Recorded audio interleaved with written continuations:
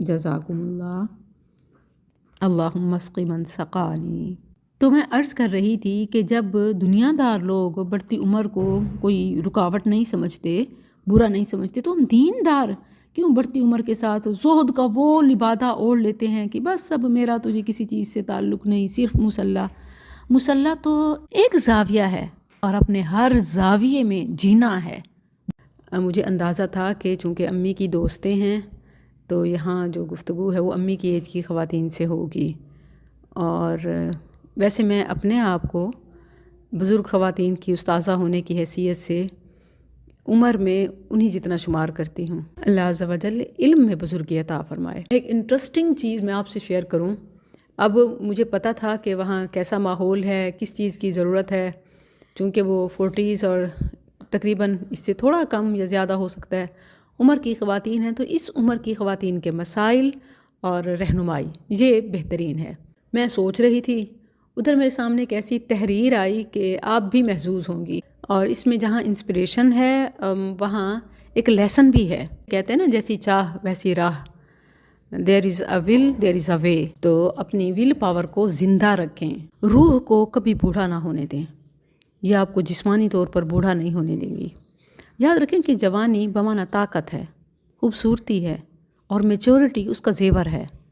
عمر کا بڑھنا، بڑھاپا اس کا زیور ہے، لیکن تب as a Islamic point of view تو جب ہم فرائض کی ادائیگی کرتے رہیں گے اور نوافل کا شوق، نیکیوں میں سبقت رکھیں گے، تو ہم ایکٹیو اور ہوپ فل رہیں گے فار جنہ، فار فیوچر، اور اطمینان و سکون میں رہیں گے۔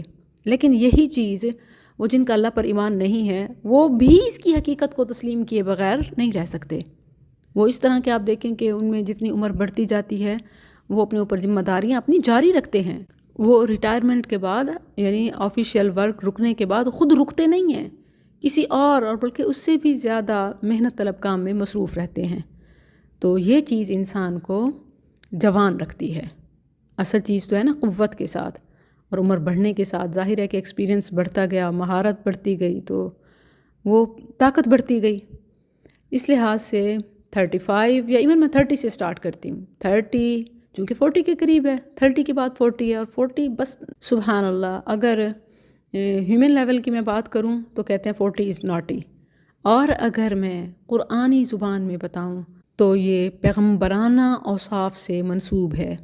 محدثین کا اس بات پر اتفاق ہے کہ رسول اللہ صلی اللہ علیہ وسلم پر جب وحی کا آغاز ہوا تو آپ کی عمر مبارک 40 برس تھی۔ آپ کی کل عمر مبارک 63 برس، 13 سال مدنی عرصہ اور 10 سال مکی زندگی۔ یہ تو ہے نبوی، اور قرآنی دیکھیں تو اللہ تعالیٰ نے بھی اس انسان کی تعریف کی جو 40 کی عمر میں حق شناس ہوتا ہے، اپنے رب کے حق کو اور لوگوں کے حق، خاص طور پر اپنے والدین کے حق کو پہچانتا ہے اور اس کی قدر کرتا ہے۔ یاد تو آ گیا ہوگا آپ کو میں کس آیت کی طرف اشارہ کر رہی ہوں، سورۃ الاحقاف آیت 15۔ حَتَّى إِذَا بَلَغَ أَشُدَّهُ وَبَلَغَ 40 سَنَةً، سبحان اللہ، جب وہ اپنی پوری قوت کو پہنچا اور 40 برس کا ہو گیا۔ قال رب أوزعني أن أشكر نعمتك التي أنعمت علي وعلى والدي وأن أعمل صالحا ترضاه وأصلح لي في ذريتي۔ کیوں ایجنگ سے پریشان ہیں؟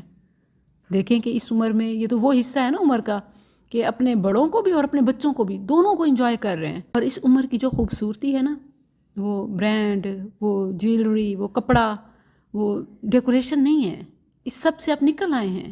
وہ بیچگانہ حرکتیں تھیں، بیکار تھیں۔ اس عمر کا زیور عمل صالح ہے۔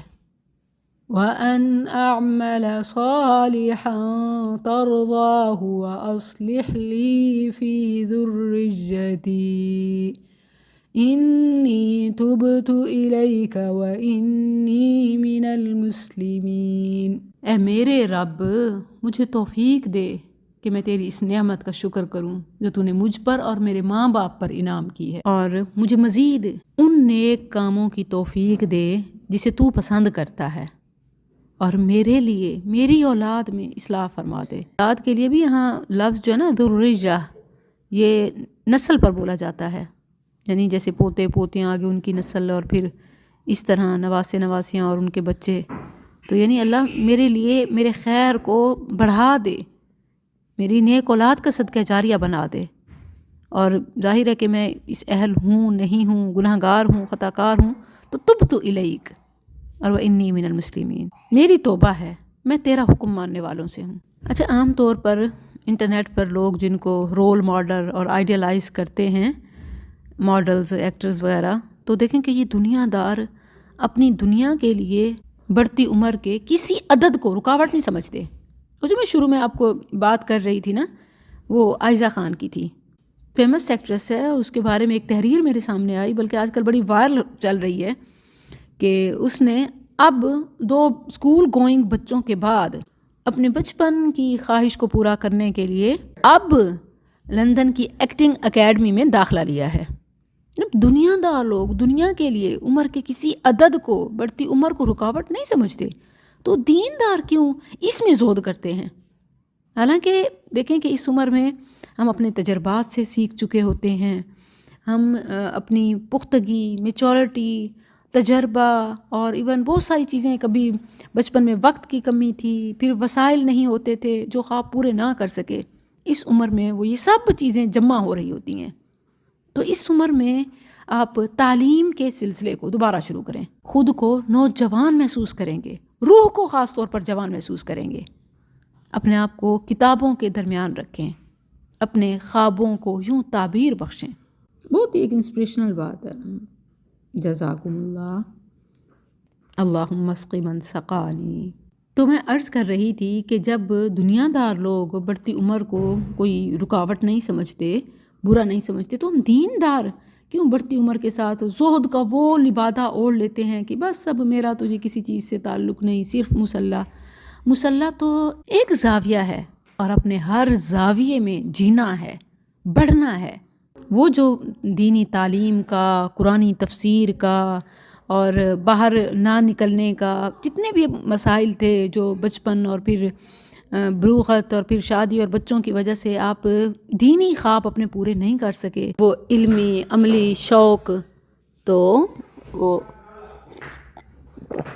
اب کیجئے۔ وہ عمر کا یہ حصہ اگر آپ نے صحیح جی لیا تو ایسے سمجھ لیں کہ کل صحیح جی لیا، ساری عمر اچھی گزری۔ یہ لڑتے جھگڑتے تو مجھے اندازہ تھا